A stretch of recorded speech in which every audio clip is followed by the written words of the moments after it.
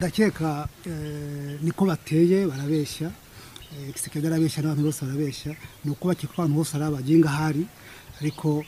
twagiyeyo officially kwanavuye officially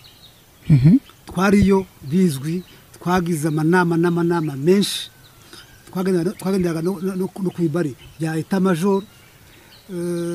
twagiye no kureba ikigo cyitwa Mbazangungu twagiyeyo twagiye no kureba aho bita ZTM naho bita Mweso aho force zacu zagomba kujya gukorera yoga nibyo twumvikanye birahari kandi biranditswe kuko na document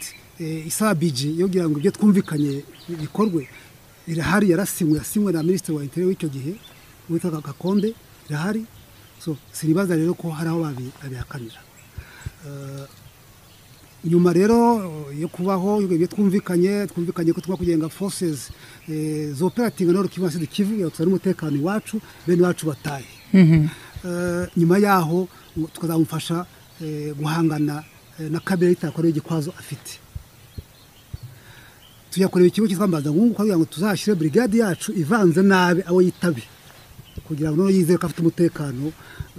kabira ntacyo yamutwara aho ZTM babwiye ZTM nakagomba gushyira force tukubaka amaforce yacu ayo operating no Kivu Sud Kivu navamwe force ijya Kinshasa ko mbikubwije turangije kumvikana tugeze kuri budget ndetse byumvikana